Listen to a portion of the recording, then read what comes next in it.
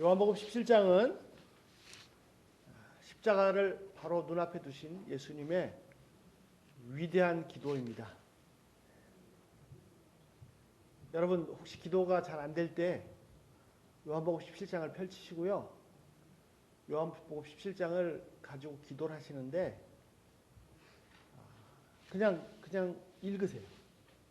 근데 내가 이 기도를 한다라고 생각하고 하나님 앞에 그대로 읽으세요. 그러면 진짜 엄청난 영적인 영혼의 유익을 맛보실 수 있으실 것입니다. 자, 1절입니다. 이 말씀을 하시고 제가 앞에 16장까지 제자들에게 많은 말씀들을 가르치셨습니다. 이 말씀을 다 하신 다음에 무엇을 하셨습니까? 말씀 후에 하늘을 향하여 눈을 드셨습니다. 하늘을 향하여 눈을 드시고 하나님께 기도하셨습니다. 여러분, 지금 현재 우리의 눈은, 내 눈은 지금 어디를 향하고 있습니까? 저를 바라보고 계시네요. 네. 앞을 바라보고 계시지만 내 마음과 생각은, 관심은 다른 데 있지는 않습니까? 매일매일 삶에서 하루하루 먹고 살 일, 오직 땅의 것에만 관심을 두고 있지는 않습니까? 심지어는 하나님께 기도하는 동안에도 나는 눈을 하나님을 향해서 내 마음이 하나님께 집중되어 있는 게 아니라 자꾸 이 땅의 것에 이거 망하면 안 되는데, 그저 닥친 일들만 바라보고 있지는 않습니까? 여러분, 우리의 눈이 내 마음과 생각과 함께 늘 하나님께로 향하기를, 위로 향하기를, 하늘에 머물러 있기를 기도합니다. 땅의 것을 생각하지 마라. 위의 것을 생각하라. 그 상태에서 늘 하나님만 바라보는 상태에서 하나님 앞에서 하나님과 함께 이 땅의 일들을, 내가 겪고 있는 일들을 생각하고 하나님께 의논 드릴 수 있기를 기도합니다. 자, 예수님께서 기도를 시작하십니다. 아버지여, 때가 되었습니다. 이제 아들을 영화롭게 하셔서 아들이 아버지를 영화롭게 할 수 있도록 해 주십시오. 첫 마디가 뭡니까? 아버지여, 때가 되었습니다. 때. 예수님은요, 계속해서 그 어떤 때를, 특정한 때를 말씀하십니다. 그리고 계속 그 말씀을 하시다가 지금 그 때가 되었습니다. 라고 하십니다. 예수님은 마음대로 이렇게 사시는 분이 아닙니다. 그 하나님의 정해진 때에 따라, 경륜에 따라서 내 마음대로 사시는 게 아니라 하나님이 정해진 스케줄 따라서. 자, 예수님 말씀하시는 이 때가 언제입니까? 어느 때를 말씀하시는 것입니까? 한번 살펴보겠습니다. 요한복음 2장 4절에 보면 예수님께서 물을 포도주로 바꾸시는 사건이 나오는데 그때 예수님이 어머니한테 말합니다. 예수님께서 어머니 마리아에게 이르시되 뭐라고 말씀하시냐면 아직 내 때가 되지 않았습니다. 그때는 이제 예수님이 공적인 사역을 퍼블릭 미니스트리를 시작할 때였거든요. 시작하실 때인데 아직 때가 안 됐다라고 하셨어요.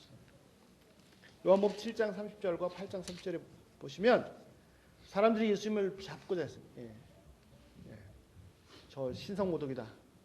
그런데 아무도 손을 못 댔습니다. 그러면서 요한이 뭐라고 썼냐면 아직 예수님의 때가 안 됐기 때문에, 예수님의 때가 안 됐기 때문에 사람들이 잡고자 했지만 아무도 손을 못 댔다 라고 했습니다. 그 말은 다시 뒤집으면 이제 때가 되면 사람들이 예수님을 잡을 거라는 거죠.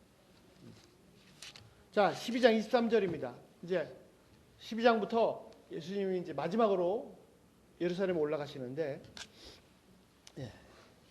그 마지막 고난주간의 시작입니다. 그때 멀리서 그리스에서 헬라의 사람들이 찾아와서 제자들 통해서 예수님을 찾았습니다. 예수님 뵙고 싶습니다. 그러면 예수님이 오케이 그럼 오라 그래라 만나야 되는데 예수님이 만나는 거 안 만나는 그거는 얘기 안 하시고 갑자기 그 말을 딱 들으시고 뭐라고 그러냐면 때가 됐다라고 하십니다.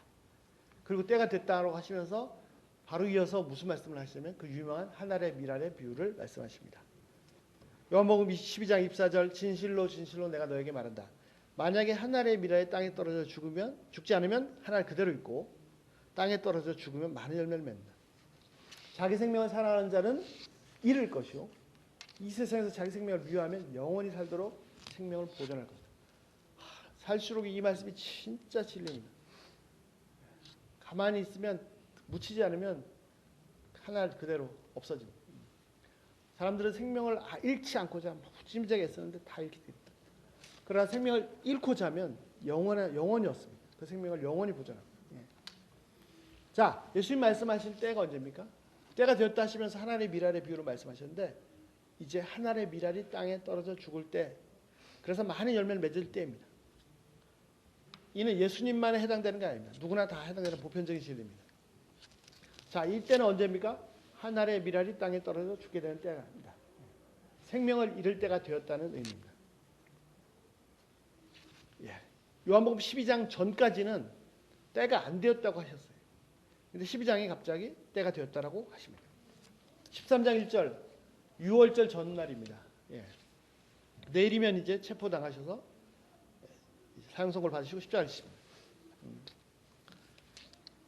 예수님께서 세상을 떠나셔서 아버지께, 하나님께 가실 때가 된 것을 아시고 세상에 있는 사람들, 자기 사람들, 제자들을 사랑하시되 끝까지 사랑하셨다. 때가 된 걸 아셨다. 언제? 무슨 때입니까? 여기서 말하는 때는 예수님께서 이제는 하나님께로, 아버지께로 돌아가실 때가 됐다. 예수님이 말씀하신 때는 하나님께로 가실 때입니다. 16장 21절, 여자가 해산하게 되면 그때가 이렇으므로 근심하나 아기를 낳으며 세상에 사람 난 기쁨으로 말미암아 그 고통을 다시 기억하지 아니하느니라. 자, 그때는 언제입니까? 바로 해산하는 때와 같은 그런 때입니다. 엄청난 고통의 때입니다. 그러나 잠시 지나면 새 생명이 태어난 것으로 해서 그 고통을 잊는 그런 때입니다. 16장 32절, 보라 너희가 다 각각 제 곳으로 흩어지고 나를 혼자 둘 때가 오나니 벌써 왔다. 그러나 내가 혼자 있는 것이 아니라 아버지께서 나와 함께 계시느니라. 자, 그때가 언제입니까? 제자들이 다 흩어지는 때입니다. 하나님께서 양들을 치시니 다 흩어지는 때입니다. 자, 누가복음 5장 34절 35절, 예수께서 그들에게 이르시되 혼인집 손님들이 신랑과 함께 있을 때에는 너희가 그 손님이 금식할 수 있느냐? 그러나 그날이 이르러 신랑을 빼앗기리니 그날을 금식할 것이라. 때가 언제입니까? 신랑을 빼앗기는 그때입니다. 신랑이 빼앗기는 것 같은, 잔치집에서 있을 수 없는 그런 일이 벌어지는 그런 때입니다. 자, 예수님께서 말씀하시는 그 때는 언제입니까? 예수님께서 고난을 받으시고 십자가에서 운명하시는 때입니다. 그리고 세 번째 날 다시 부활하셔서 살아나신, 영광에 들어가신 그 때입니다. 예수님이 계속해서 이 때에 대해서 계속해서 말씀하셨습니다. 이 때는요, 사람들이 예수님을 잡아들이는 때입니다. 때가 안 됐기 때문에 잡고자 했지만 잡지 못했습니다. 제자들이 예수님을 다 버리고 도망하는 때입니다. 하나님의 미랄이 땅에 떨어져 죽는 때입니다. 결혼식 잔치에서 신랑을 빼앗기는, 있을 수 없는 일이 일어나는 때입니다. 여자가 출산하는 것 같은 엄청난 고통의 때이기도 하고, 그러나 생명이 태어나면 그 고통을 잊을 수 있는 그런 때입니다. 이제 예수님께서 이 세상에서 떠나셔서 하나님께로 돌아가시는 그런 때입니다. 예수님의 생애는 이 땅에 오시는 순간부터 계속해서 이 때를 향해서 오셨습니다. 이 때에 포커스가 맞춰져 있었습니다. 온통 거기에 집중되어 있었습니다. 탄생부터 공생의 시작부터 계속해서 이 때를 위해서, 이 때는 죽음의 때요, 고통의 때입니다. 하지만 영광의 때요, 권능의 때입니다. 아주 귀한 청년을 한 사람 만났는데 물었습니다. 꿈이 많잖아요. 목사님, 제가 이렇게 열심히 해서 자기 꿈을 이루는 거 얼마나 좋지 않겠습니까? 얼마나 값진 일일까요? 열심히 공부하고 또 뭐 성취하고 성공하고, 그래서 훌륭한 크리스천으로서 교회에서 존경도 받고 밖에서도 존경받고, 그리고 뭐 좋은, 많이 섬기고 남기고. 그래서 물었죠. 혹시 예수님의 꿈이 뭔지 아십니까? 예수님의 꿈은요, 바로 죽는 것입니다. 보통 사람들이 말하는 나의 꿈, 자아 실현, 자기 성취, 심지어 크리스찬들도 굉장히 성공을, 멋진 성공을 얘기하는데 그러면서 그렇게 해서 다른 사람 돕겠다 이렇게 얘기를 하는데요. 자기 꿈이라고 얘기할 때 그 동기가 뭐냐면 이기적인 것입니다. 예수님의 꿈은요. 뭐죠? 당신의 생명을 다 내어주시는 한 알의 미랄로 썩는 것이고 네. 그래서 모든 인류를 구원하시는 완벽하게 이타적인 것입니다. 사단은요. 오히려 유혹했습니다. 온 세상을 다 주겠다. 최고로 성공한 거죠. 네. 단번에 거절했어요. 네. 자, 예수님께서 이 세상에서 영광 받으시기 위해서 그 때를 준비해 오신 것이 아닙니다. 이 세상에 성공하시기 위해서 영광을 받으시기 위해서 한 번밖에 없는 인생인데 한 번 태어났으면 멋지게 예수님은요 다 주시기 위해서 오셨어요. 주시고 또 주시고 더 주시고 다 주시고 마지막에는 그 생명까지 마지막 생명까지 다 주시기 위해서 이 땅에 오셨습니다. 그렇게 하심으로써 하늘의 영광을 받으셨습니다. 나의 꿈을 실현하는 것, 나의 나된 것을 나타내고 발현하는 것, 자기 인생에서 큰 일을 성취하는 것 무엇입니까? 열심히 공부하고 성공하고 업적을 남기고 이름을 날리는 것입니까? 바로 내 인생의 최고의 성공이 뭐냐면 나를 이 땅에 있게 하신 그 하나님의 뜻을 이루어 드리는 것입니다. 그것을 찾고 내 삶의 이유와 목적을 찾아서 그것을 그대로 이루는 것입니다. 나의 소명, 내가 이 땅에 존재할 가치, 그것을 이루는 것입니다. 이 땅에 나를 버리신 하나님 아버지 뜻에 온전히 순종하고 그 뜻을 다 성취하는 것입니다. 예수님이 기도하십니다. 아버지여 때가 되었습니다. 이제 아들을 영광스럽게 하셔서 아들이 아버지를 영광스럽게 해드릴 수 있도록 하여 주시옵소서. 예수님은요. 이 해산의 고통의 때 신랑을 빼앗기는 이런 불상사가 발생하는 때 재난의 때가 왔는데 이 때를 통해서 아들을 즉 예수님 자신을 영광스럽게 해달라고 기도하십니다. 그래서 아들이 예수님이 하나님을 영광스럽게 할 수 있도록 해달라고 기도하십니다. 도대체 이게 무슨 말씀입니까? 극심한 고통의 때, 죽음의 때, 파멸의 때인데 얼핏 생각하면 이해하기 어렵습니다. 지금은 고난의 때요 죽음의 때입니다. 영광을 받으시는 게 아니고요. 멸시를 받으시고 조롱을 받으시고 얼굴에 침뱉음을 당하고 수치를 당하는 벌거벗겨지고 막 온몸에 피자 찢겨나가는 그런 때입니다. 영광의 때가 아닙니다. 그런데 예수님은 그때가 되었습니다. 이제 그때가 되었습니다. 계속 하나님 아버지 얘기했습니다. 그때가 되었습니다. 이제 아들을 영광스럽게 해주십시오. 이게 도대체 무슨 말이에요? 예수님은 고난과 죽으심만 보시는 것이 아닙니다. 그 부활의 영광까지 보고 계십니다. 부활을 다 보고 계시지만요. 그럴다 할지라도 고난과 죽음은 여전히 극심한 고통입니다. 그래도 피하고 싶어요. 그러나 죽음이 없으면요. 다시 산다는 거 부활이 없습니다. 해산하는 고통이 극심하죠. 막 온몸이 다 찢어지는. 그러나 그것만 보면 난 도저히 못해. 그 이후에 새 생명이 태어나서 나중에는 그 고통을 잊어버리는. 예수님은 이 극심한 고난과 고통 바로 눈앞에 딱 보고 내일이면 이제 끝나는 거예요. 와, 완전히 저주받은. 그러나 그것만 보시는 게 아니라 그 위에 부활까지 보고 계십니다. 그래서 영광이라고 말씀하십니다. 사람들은요. 고난 없이 영광만을 원합니다. 씨 뿌리는 수고 없이 열매만을 원합니다. 고난이 없는 영광은 없습니다. 부활은요. 죽은 다음에 있습니다. 우리를요. 이렇게 죄를 닦아내서 깨끗하게 쓰시는 게 아니에요. 걸레가 있는데 걸레를 빨아서 쓰시는 게 아니에요. 걸레를 없애버리고 새로운 완전히 깨끗한 걸레. 우리의 죄악된 죄악된 실체를 어떻게 빨아서 이렇게 깨끗하게 만드시는 게 아니고 죄악된 나를 죽이시고 완전히 깨끗한 예수님과 똑같다는 새 생명으로 살게 하시는 거예요.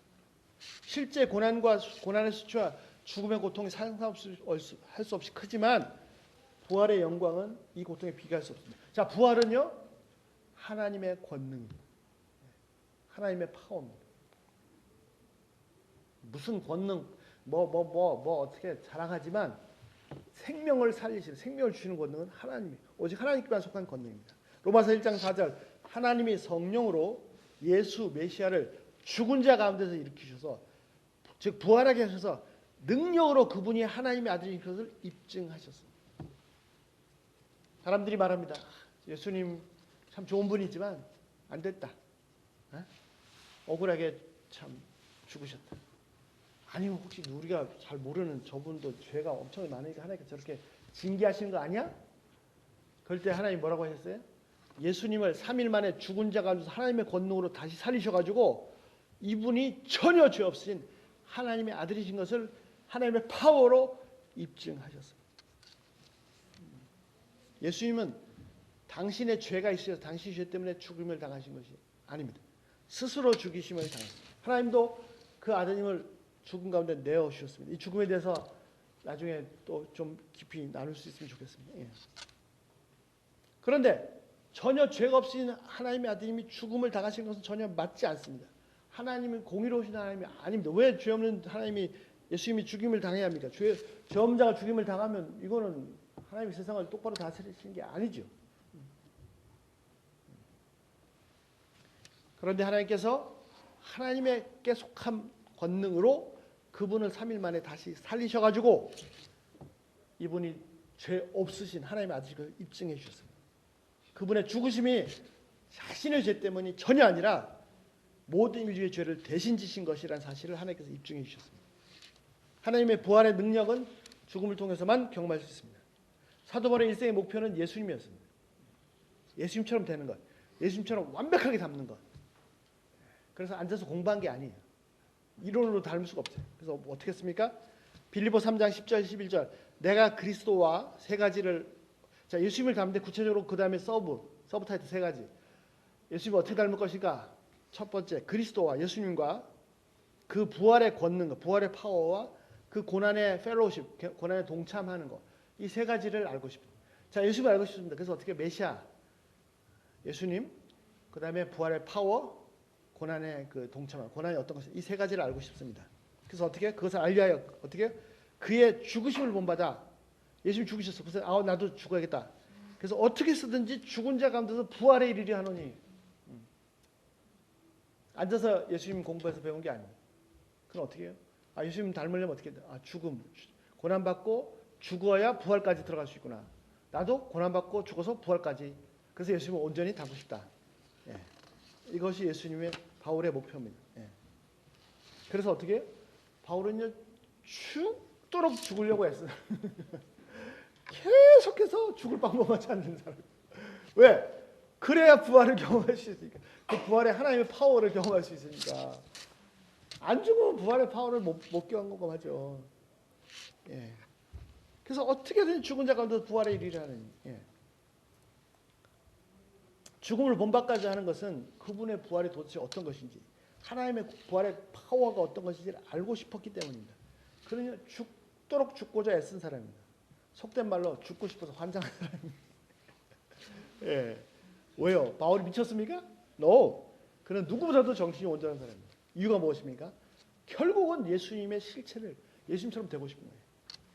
자, 고린도서 11장 23절부터 28절 그들이 그리스도의 일꾼이야 정신없이 말을 하거니와 나는 더욱 그러더라.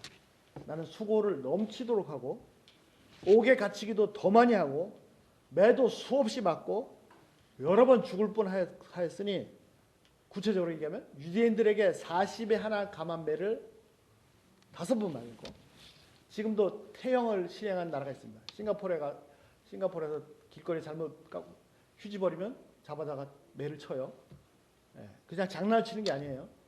한 3-4대 맞으면 병원에 입원해야 돼요. 그럼 치료받고 나면 또 다시 와서 또 보충해서 또 맞아요. 40에 하나 감한 매를 맞아요. 40대를 맞으면 죽으니까 여러 번 맞았습니다. 3번 태장으로 맞고 1번 돌에 맞고 3번 파선하고 일주일을 깊은 바닷속에서 지냈으며 여러 번 여행하면서 강의 위험과 강도의 위험과 동족의 위험과 이방인의 위험과 신의 위험과 광야의 위험과 바다의 위험과 거짓 형제 중에 위험을 당하고 수고하고 애쓰고 여러 번 자지 못하고 줄이며 목마르고 여러분 굶고 춥고 헐벗었느니라. 바울이 정말 별걸 다 자랑하네. 그래 예수님을 이론으로 배우고자 하는 사람이 아닙니다. 물론 이론적으로도 역사상 바울만큼 예수님을 가장 잘한 사람이 별로 없을 거예요. 자, 이론상으로 실제로 예수님을 알고 이론상으로가 아니라 그 이상으로 실제로 예수님을 알고 싶고 배우고 싶고 닮고 싶고 그래서 예수님처럼 되고 싶고 예수님 똑같이 되고 싶어요. 그래서 어떻게 해요? 고난을 받고 싶었고 죽음에 뛰어들었습니다. 왜? 예수님도 죽음 당하시고 고난 당하시고 죽음 당하시기 때문에 고난과 죽음 자체가 목적이 아닙니다. 심지어는 부활과 그 부활의 권능 자체도 목적이 아닙니다. 바로 예수님 목표입니다. 그래서 계속 고난의 죽음에 뛰어들었습니다. 이고니온에서 복음을 전했습니다. 사람들이 와서 돌을 쳐서 죽었어요. 그러니까 성 밖에 갖다 버렸어요. 근데 완전히 죽은 게 아니었어요. 조금 있다가 정신이 깨었습니다. 보통 사람 같으면 어떻게 해요? 도망가야죠. 다시 성으로 들어갑니다. 야, 죽을 수 있는 길 놓쳤다 이거. 바울은 말합니다. 고린도 전서 15장 31절. 형제들아, 내가 그리스도의 예수 우리 주 안에서 가진 바 너희에 대한 나의 자랑을 두고 단언하노니 나는 날마다 죽노라. 그는 날마다 죽었습니다. 그래서 어떻게 했습니까? 그는 날마다 부활을 체험하고 날마다 하나님의 부활의 파워를 체험하고 날마다 예수님을 체험했습니다. 이것이 크리스찬의 능력입니다. 크리스찬의 능력은요, 부활의 능력이요, 하나님의 능력입니다. 그런데 왜 나는 그런 능력을 체험하지 못합니까? 죽지 않기 때문이에요. 적당히 고난받아가지고는 부활까지 못 가요. 죽어야 부활을 하는데 죽지 않기 때문에 그러니까 사는 거 더 힘들어. 차라리 죽어버리면 부활을 체험할 텐데. 세상 사람들처럼 죽지 않기 때문 정도가 아니라 세상 사람들처럼 고난받기 싫고 죽지 않으려고 하기 때문에 죽기 싫기 때문에 세상 사람들이 원하는 대로 고난도 싫고 죽는 거 싫다 해도 결국 고난 받아요. 그리고 결국 죽어요. 그런데 크리스찬들은 언제부턴가는 세상 사람들보다 더 악착같이 막 살고자. 내가 살기 위해서는 이걸 양보할 수 없어. 보통 크리스찬들은 죽지 않기 때문에 부활의 권능을 알지 못합니다. 어차피 고난은 항상 있습니다. 내가 예수님 안 믿고 나 살아도 고난은 있어요. 크리스찬들은 아니도 고난이 있습니다. 고난을 이기는 능력을 어디서 경험합니까? 고난을 피해서, 고난을 없애서. 아니요. 고난이 오면 고난을 향해서 죽고자 달려들 때, 그래서 죽어버릴 때 부활의 능력을 경험할 수 있습니다. 안 죽고자 하니까 그 고통이 안 끝나는 거예요. 이게 빨리 죽어야 되는데. 끝까지 죽고자 고난 속에 뛰어들 때, 그래서 결국 죽으면 부활합니다. 하나님의 능력을 맛봅니다. 자, 여호와 하나님은 어떤 분이십니까? 아브라함이요, 잘 아시는 것처럼 자식이 없었습니다. 아무리 부자고 하면 뭐합니까? 자식이 없는데. 옛날에는 아들이 없으면 저주받습니다. 자기 후사가 없어요. 자기 이름 가문을 이어줄 후사가 없어요. 그래서 열심히 하나님 뜻에 순종했더니 하나님께서 100살이 됐을 때 아들 주셨어요. 아버지와 아들 나이 차이가 100살입니다. 이건 아들이 아니라 손자도 아니고 증손자. 미국 사람처럼 한 고등학교 졸업하고 결혼하면 이건 고손자 정도 돼. 그래서 하나님이 약속했어요. 다시 내가 네 아들 이삭을 통해서 엄청난 민족을 이룰 것이다. 바닷가의 모래같이 하늘의 별같이 셀 수도 없는 민족을 이루겠다 약속했습니다. 75세 될 때 100살이 될 때까지 아들 하나 없어가지고 내 이제 인생 내 이름과 명예는 다 우리 가면 다 끝났다고 생각하고 있는데 하나님 100세 이삭을 주시고 그런 엄청난 약속을 주셨습니다. 간신히 후계자 하나 얻은 게 아니라 그래서 실제로 지금 다들 아브라함 자손이라고 당연히 유대인들 자기네가 아브라함 자손이라고 하고 크리스천들 다 바울이 얘기한 대로 믿음으로 사는 사람이 다 아브라함 자손이다 하고 이슬람들도 다 우리는 아브라함 자손이다. 온 세상 다 자기 아브라함 자손이다. 하나님이 그 약속을 그대로 이루셨어요. 그런데 어느 날 아시는 것처럼 하나님이 아브라함에게 지시하십니다. 야, 좀 보자. 너 네 아들 이삭을 제물로 바쳐라. 이게 뭐예요? 아니 이삭을 통해서 엄청난 민족을 약속했다고 하셨는데 제물로 바치라. 제물로 바치면 이게 말이 안 되잖아요. 이게 뭐 하나님 지금 뭐 하시는 거예요? 예? 아니 제물로 바쳐서 이삭 죽어버리면 하나님 약속은 뭐가 되는 거예요? 하나님 맞아요? 예. 근데 아브라함은 한마디도 안 하고 3일 길을 가서 그 말씀을 순종해가지고 칼을 뽑았습니다. 진짜로 이제 제물로 바치려고. 그때 하나님 딱 막으셨죠. 그 중심을 보시면. 자, 그때 이 아브라함이 아는 아브라함 믿은 하나님이 어떤 하나님이에요? 도대체 이 아브라함은 하나님이 어떤 분이에요? 하나님 말도 안 되잖아요. 약속을 해놓고 이렇게 하면 어떻게 돼? 이런 하나님이냐 말이에요. 바울이 말합니다. 로마서 4장 17절 기록된 바와 같이 너는 많은 민족의 아버지가 되겠다 하셨으니. 자, 하나님께서 뭐라고 했어요? 너는 너를 통해 엄청난 민족이 될 것이다. 그렇게 약속하셨기 때문에 자, 아브라함 그가 믿은 하나님은 어떤 하나님이에요? 죽은 자도 살리시며 없는 것도 있는 것처럼 부르신 하나님이시다.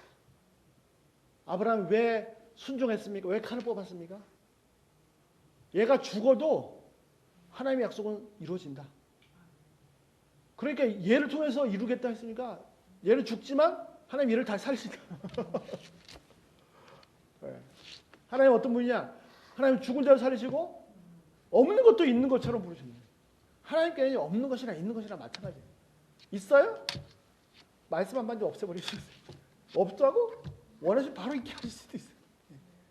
아브라함은 진짜로 그분이 하나님이신 거 알아요. 그렇기 때문에 순종했어요. 그렇습니다. 여호와 하나님은 어떤 분이십니까? 죽은 자도 마음대로 살리시는 분이에요. 존재하지 않는 것조차도 원하시면 바로 즉시 존재하게 존재하는 것은 부르시는 분이십니다. 하나님께 존재하는 거나 존재하지 않는 거나 중말로 차보도 똑같습니다. 이삭이 죽어도 하나님은 이삭을 통해서 큰 민족을 이룰 거라 약속하셨기 때문에 약속대로 되려면 이삭이 살아날 수밖에 없습니다. 자, 크리스천들은 예수님의 제자들은 어떤 사람입니다. 예수님처럼 겉으로 볼 때는 이 땅에 아무것도 안 가진 것 같은 그런 실제로는요 예수님은 모든 걸 다 가진 분이셨어요. 그래서 항상 손해보고 양보하고 빼앗기고 망하는 자 같은 서로 다 망하지. 그러나 손해보고 빼앗기고 양보하고 다 주고 뺏어가려면 더 좋아해. 그래 그렇지 않아도 주고 싶었는데. 그러나 근본적으로 부활의 권능으로 사는 사람입니다. 하나님의 권능으로 사는 사람. 내가 주고 뺏기고 하니까 그렇게 주고니까 부활하죠. 주고 또 주고 더 주고 다 주고 또 없나? 내 생명까지 주고. 세상 사람들은 어떤 사람입니까? 내 것도 주면 안 되고 내 것 챙기고 또 챙기고 더 챙기고 다 챙기고 그렇게 챙겨도 뭐예요? 항상 모자라. 항상 모자라. 항상 부족해. 한 번은 몇 년 전입니다. 한 번은 설교 끝나고 이제 신교 교제하는데 그분 굉장히 뭐랄까 좋은 집사님 말씀 무침의 사람 분. 저한테 오더니 조용히 말씀하시더라고요. 저보다 연세가 많으세요. 목사님 그렇게 정직하게 하면요 비즈니스 망합니다. 그러더라고요. 근데 제가 그분의 말씀 못 드렸어요.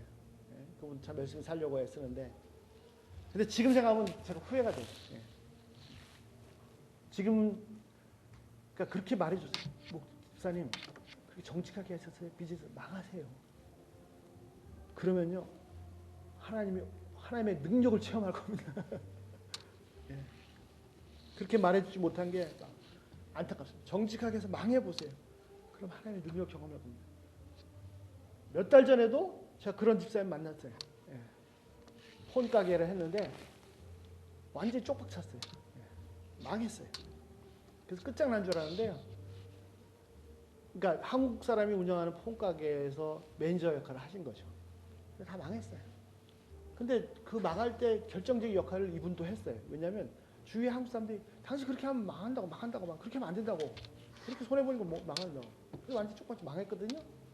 그리고 이제 그 보스 비즈니스 오너도 다 망했어요. 지금 이분은 샵이 뭐 아틀란타까지 있습니다. 예. 그 미국 회사 본사가 왜 망했냐? 이 큰 게 왜 망했냐? 뒷조사를 하다가 이분을 이런 사람이 있었어? 야, 이런 사람은 밀어줘야 돼가지고. 예. 장난이 아닙니다. 진짜로요. 우리는 부활의 권능으로 사는 거예요. 예. 어떤 분하고 비즈니스에 대해서 얘기했습니다. 얘기하다가 저하고 교제하던 그 장로님, 그분 세탁소 하시는 분인데, 근데 좀 힘들다고 얘기했더니 그 장로님 저한테 바로 말씀하셨어요. 그래요? 그렇게 복잡하게 생각할 거 없는데 그냥 주일날 문 닫으면 되는데. 주일날 문 닫으면 아니 한번 해보라고 하세요. 한 달이나 석 달 동안 주일날 문 닫아보고 수입이 주는지 더 느는지 한번 해보라고. 예. 자, 예수님 기도하십니다. 그 고난의 때, 죽음의 때가 되었습니다. 뭐라고 기도했습니까? 아버지, 이 때가 되었습니다. 나 죽었습니다. 나 큰일 났습니다. 어떻게 합니까? 아버지, 때가 됐습니다. 이제 아들을 영광스럽게 하시옵소서.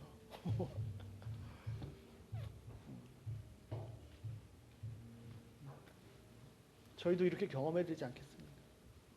나는 지금 망하고 손해보고 죽고 형편없고 어디 나가서 얼굴도 못 들겠대.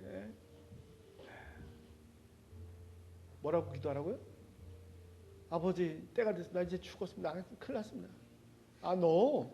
아버지, 이제 아들을 영광스럽게 하십시오. 그래서 아들이 아버지를 하나님의 영광스럽게 해주십니다. 고난과 죽음은 더 이상 끝이 아닙니다. 부활과 영광으로 들어가는 통로이고 출입구입니다. 예수님 모르는 사람은요, 죽음은 끝이에요. 절대 죽으면 안 돼. 그래서 악착같이 살려고 애쓰는 거예요. 그래도 죽어요. 예수님 통해 새 생명 얻은 사람은요, 죽음은 끝이 아닙니다. 이제 문 열고 딴 세상으로 들어가는 이 문입니다. 예. 바울처럼, 아브라함처럼 여러분 우리 삶에서 날마다 내가 죽어서 날마다 부활의 권능을, 날마다 하나님의 권능을 체험하시길 기도합니다. 여러분 고난의 밑바닥에 있습니까? 더 내려가세요. 숨이 끊을 때까지 내려가세요. 이제 곧 부활의 파워를 맛보실 거예요. 여러분 여호와 하나님은 이론의 하나님, 이론상 하나님이 아닙니다. 진짜로 3절에 나오지만 진짜로 only God, 진짜 참된, 유일하신 참된 하나님이십니다.